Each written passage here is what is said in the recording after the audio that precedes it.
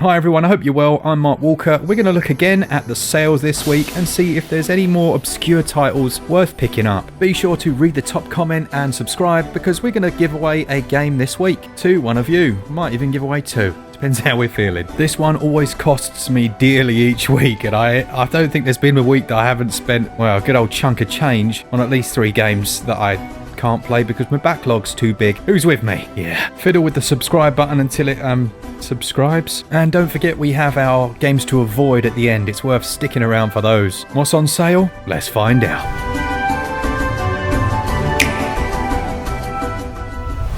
First up then is Achaica, The Path of Light, which has literally just released, but because the eShop is such a mess, Dragaeus Games have had to instantly stick it on sale. So let's give them some love. It's 66% off, taking it from £13.49 down to about £4. And this is a light bending puzzle game where you have to manipulate the artifacts from an ancient civilization to solve the different puzzles. It's got a lovely little soundtrack, this one, and there's a narrative running through the whole game. For £4, I think this is well worth picking up.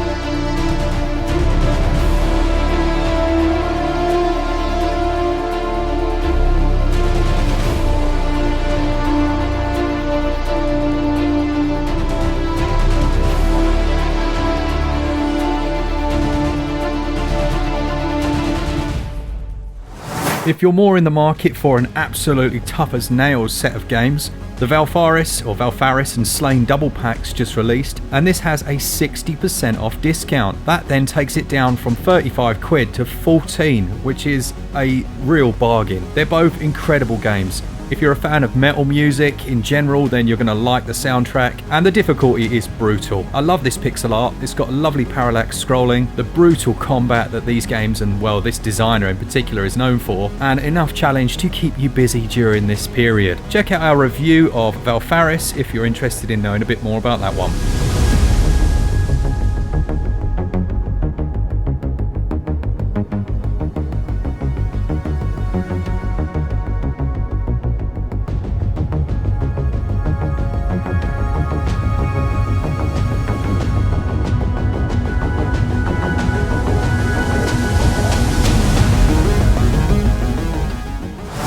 The Ghostbusters, the video game remastered on the Switch, is an excellent example of how ports should be done. Now, the only slight quirk that Glen had with this one was that the Wii U version, I believe, had gyro aiming, and then it didn't come to the Switch, which was a bit odd. Other than that, it's an excellent example of how a film adaptation can actually be good. And in many ways, this almost acts as another film, being written, I believe, by the same person who wrote the original trilogy, and featuring all of those familiar characters, unlike a certain reboot. Ooh. Shut up.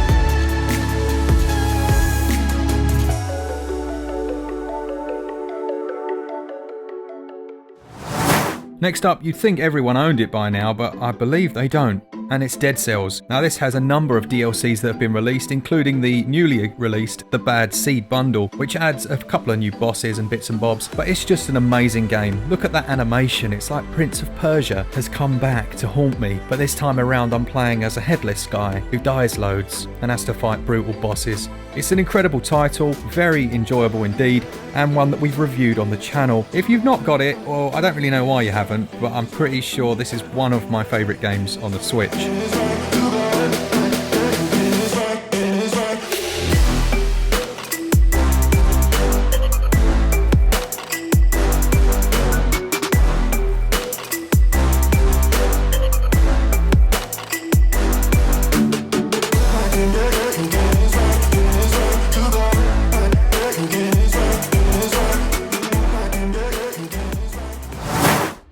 Next up then we've got Superbrothers Sword and Sorcery EP from Cappy, or KP. This is a great game. I didn't even know this was on Switch. It's currently 50% off and has been on other platforms. It's quite difficult with these types of visuals to explain how the game works, but it's got a really interesting combat system which you can use with the touch screen, so you're swiping around all over the place, or you can use the Joy-Con themselves to act almost like a point and click. It's very good. Such good music on this one, and again it's another example of where I would say pixel art can look absolutely beautiful. For £4, I mean, you can't really go too far wrong.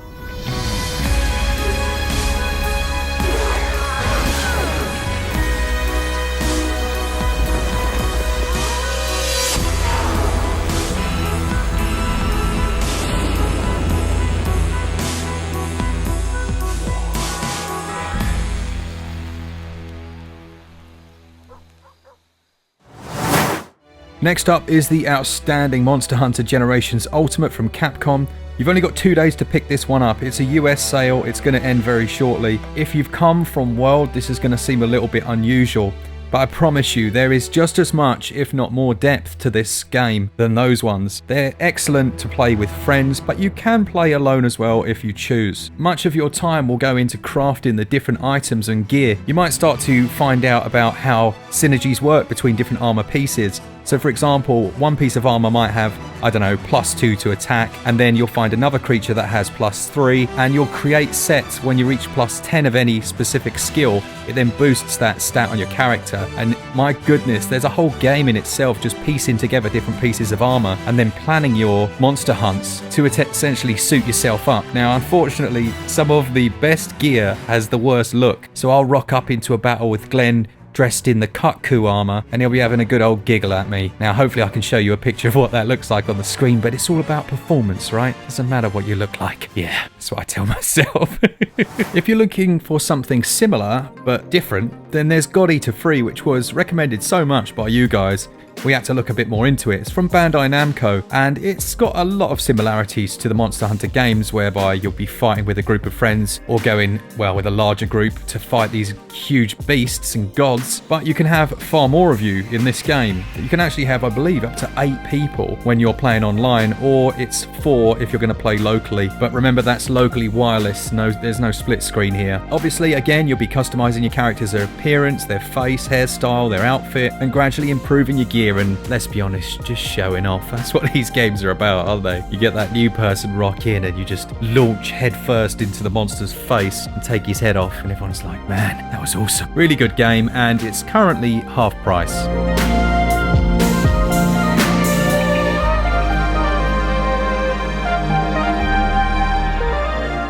If you were around a couple of weeks ago, we did a live stream, well, I did a live stream, playing Alien Isolation, and you'll have seen how absolutely horrific that game is. It's terrifying.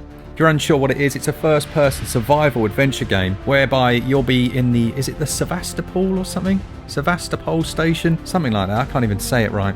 But you get what I'm saying. Essentially, you're trying to avoid the alien while figuring out what's happened on this station, and then you'll be going through different transports, crawling through ducts. But one of the most scary things about the game for me are the androids. They're hideous. They just walk towards you like mindless zombies. They've got this horrible voice and they just don't give up. Terrifying game. And it also comes with the Last Survivor DLC. It's not Sevastopol, it's the Nostromo, isn't it? That's what the ship's called. Yeah, I think that's it. Oh well. You play as Ripley's daughter, I believe. Good game.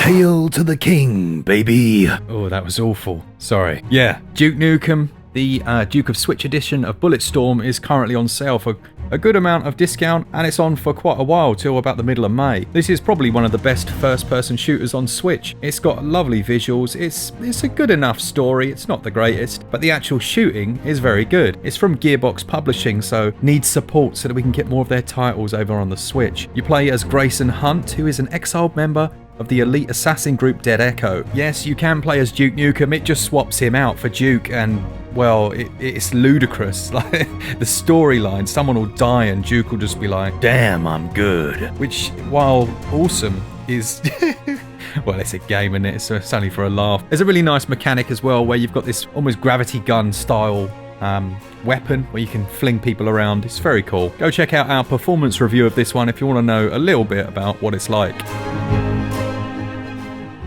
Last but not least, on the games that are worth picking up, we've got the Mims Beginning, which Glen reviewed on the channel, and it's from Ultimate Games. I believe it's a little bit like the black and white titles from back in the day, where it's like a godlike strategy game. But at the moment, it's ludicrously cheap. This is an insta pickup. This is 89 cents. It's 90% off. And while I think we recommend it as a game, we recommended it as a game to pick up on the sale, I mean, this is well worth it. You create different structures, plant vegetables, vegetation, breed your animals, take care of your minions, and you use different psi powers. There's like natural disasters and other monsters to fight. I mean, for this price, that is an absolute steal, and, well, I've just purchased it myself.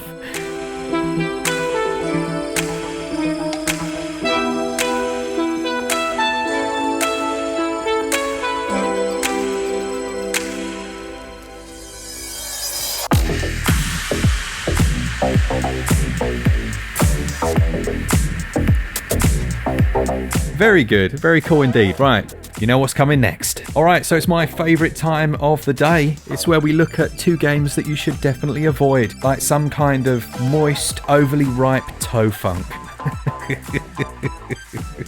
That's rank, I'm sorry.